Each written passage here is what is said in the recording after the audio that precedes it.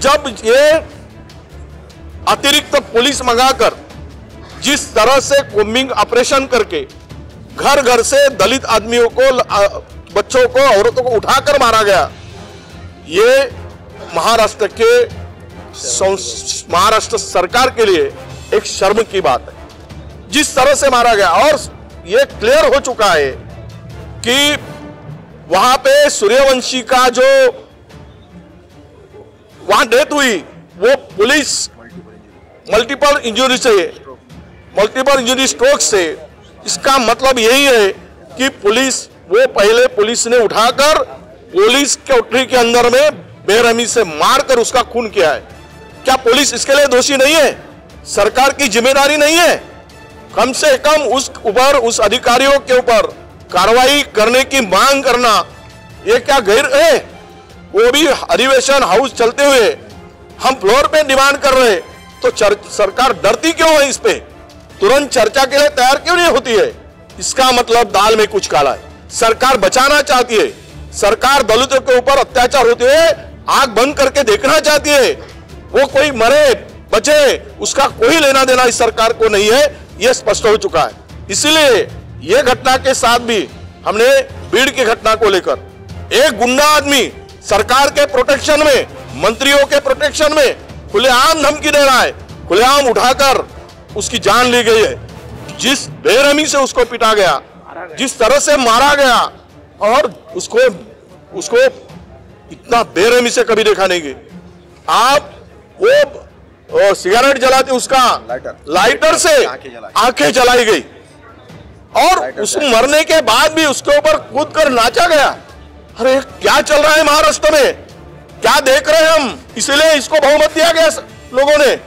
इतना पांचवी बहुमत जो मिला है, क्या लोगों की जान से मारने के लिए, गुंडों को प्रोटेक्शन देने के लिए? जब ये दोनों डिमांड हमने किया कि इसके ऊपर चर्चा हो, तो हमारा आवाज बंद किया जाता है, हमारा आवाज दबा दिया जाता है, और हमें बोलने के लिए, चर्चा करने के लिए भी परमिशन नहीं मिलती। तो इसीलिए ये सरकार का हमने निषेध किया है। हम लोग तो जाकर दोनों जगह में हम सब जाएंगे, वहां पे हम अपनी भूमिका भी रखेंगे और सरकार से डिमांड भी करेंगे, आंदोलन भी करेंगे, मोर्चा भी होगा। हम सब लीडर अपोजिशन के जितने भी हमारे कार्यकर्ता नेता लोग हैं, हम एमएलए, हम सब जाने वाले, और हम सरकार का निषेध करते हुए आज दिन भर के लिए हमने वॉकआउट किया है। परभणी में जो संविधान की घटना हुई थी, उसमें जिसने आंदोलन किया था, सूर्यवंशी नामक एक कार्यकर्ता, जो बड़ा अच्छा कार्यकर्ता था, जेल में उसकी मृत्यु हुई है।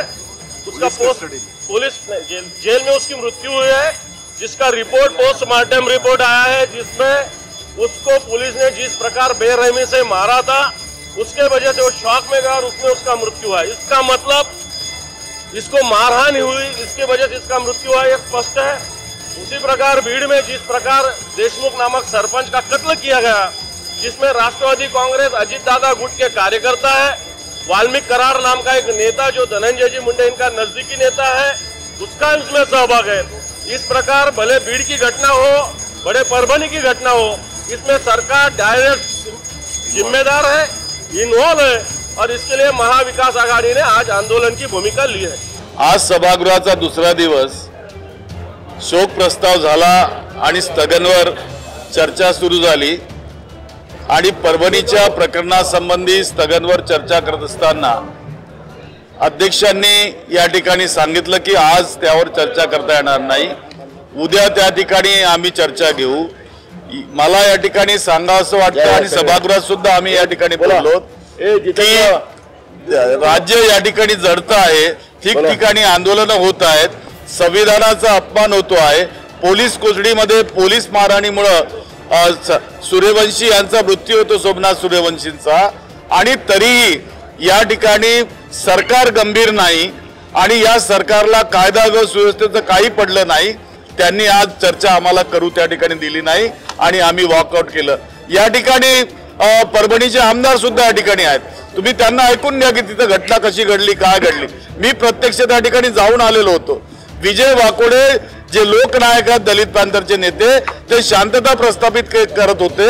ज्या पद्धतीने पोलिसांनी जबरदस्ती केली, जबरन केली, बेदम घराघरातनं काढून बौद्ध वस्त्यातनं लोकांना मारलं, कोमिंग ऑपरेशन केलं, त्याची परवानगी कोणी त्यांना दिलेली होती? हे सगळं असताना याचा मास्टर माइंड कोण आहे याच्या संबंधित चर्चा करू देत नाही आणि सरकार मास्टर माइंड असताना, सरकार दोषी असताना त्या ठिकाणी आमचं तोंड त्या ठिकाणी दाबलं जातं, आम्हाला बोललं दिलं जात नाही। और एक युवक जो कि LLB कर रहा था बच्चा सोमनाथ जिनका नाम था, उनका आपने देखा होगा पोस्टमार्टम रिपोर्ट आ चुका है। पोस्टमार्टम में मल्टीपल इंजरीज उसको बताई गई है, शॉक के बाद मल्टीपल इंजरीज और उसके बाद उसकी डेथ हुई है। और जिस तरह का उसको पुलिस स्टेशन में मारा गया है, मल्टीपल इंजरीज बताई गई है, तो इससे ये साबित होता है कि पुलिस ने उसको इस तरह से बेरहमी से पीटा है कि उसकी मृत्यु हो चुकी है। आपने देखा होगा भीड़ में भी जिस तरह एक सरपंच का मर्डर हुआ है, तो न्याय व्यवस्था का पूरा इस राज्य में बोझबारा बच चुका है।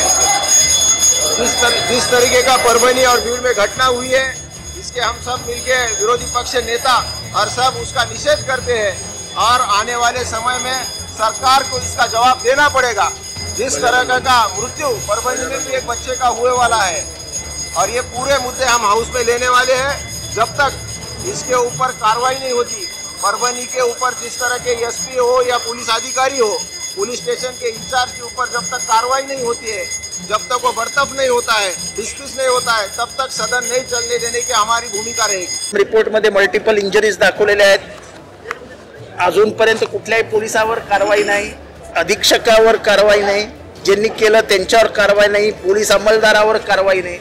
याचा अर्थ पोलीस कायद्याला गृहीत धरत आहे। अजूनपर्यंत का कोणाला तुम्ही सस्पेंड केलं नाही, निलंबन केलं नाही, अधीक्षकाची चौकशी निलंबन का झालं नाही, बदली का झाली नाही? एक माणूस मारला जातो, एक विद्यार्थी मारला जातो, सुशिक्षित तिसऱ्या वर्गाला विधी न्याय विभागाच्या तिसऱ्या वर्गाला असलेला LLBचा स्टुडंट मारला जातो, सरकार शांत आहे। दुसरीकडे बीडमध्ये वाल्मिक कराड ज्या फोनवरनं धमकी देतो त्याची चौकशी होत नाही। कुठल्या कोणाच्या फोनवरनं त्यांनी धमकी दिली शिंदे नावाच्या ऑफिसरला? सोमनाथ घुले कोण आहे? संतोष घुले जो प्रमुख आरोपी आहे, त्या कदम यांच्या देशमुख यांच्या हत्याकांडातला प्रमुख आरोपी, त्याच्या फोनवरनं धमकी देतो, 2 कोटीची खंडणी मागतो, खंडणीत त्याला आरोपी करतात, मग त्याला खुनाचा आरोपी का नाही करत? दुसरी गोष्ट, अशोक सोनवणे ज्यांनी मारहाण केली आणि ह्या सगळं घटना घडली ते मागासवर्गीय आहेत, अजून ॲट्रॉसिटी का नाही दाखल झाली?